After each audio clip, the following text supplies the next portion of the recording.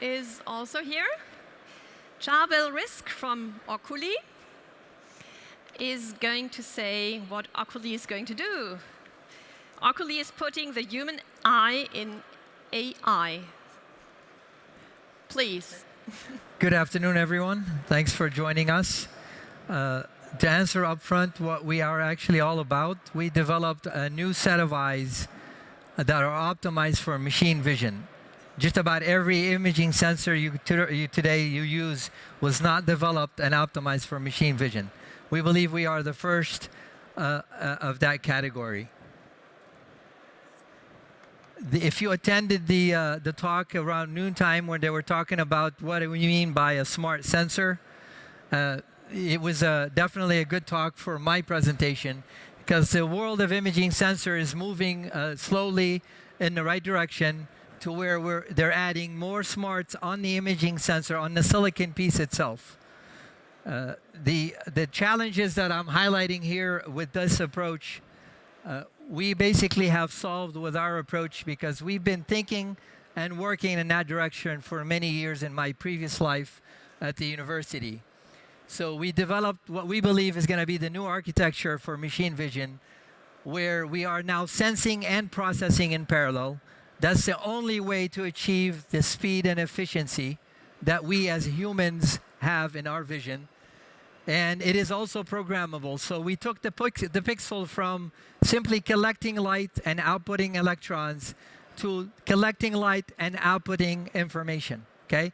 That's basically what the left side is trying to do. We're simply doing it in a much more efficient way.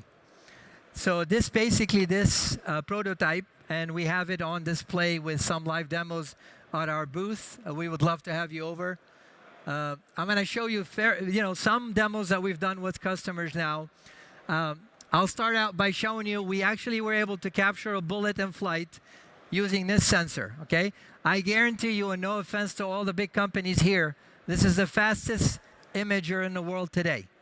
Because in addition to capturing a bullet in flight, again, this is a single chip that outputs only the relevant information.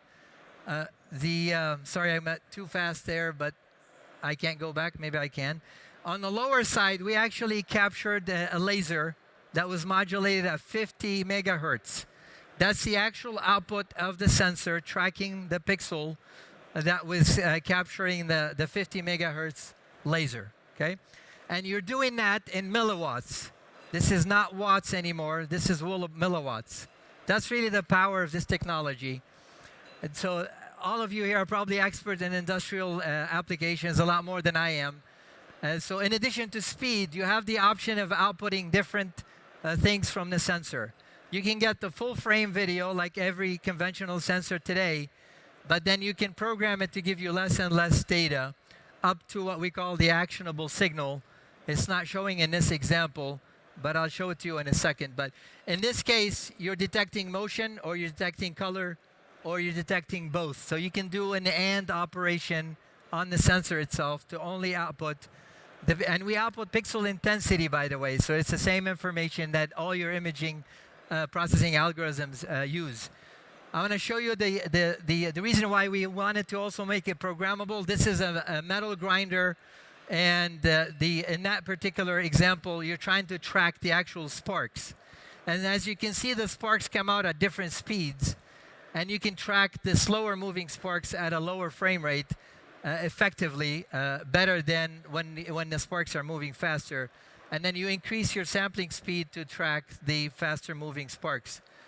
This is my favorite demo. We had a customer that says they have flash floods in Southeast Asia that really kill people.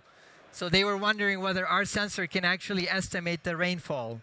And we actually did that. So what you're seeing on the left side are actually raindrops, and we're actually generating an estimate on the rainfall amount, and it's pretty accurate, at least for their purposes. So in addition to high-speed imaging, we also do depth in stereo form. You take you take full advantage of the fact that you're doing imaging in high speed, but then you compute depth only on the smart events. So you reduce the amount of data you have to compute on. And those are two different examples that we demonstrated with customers.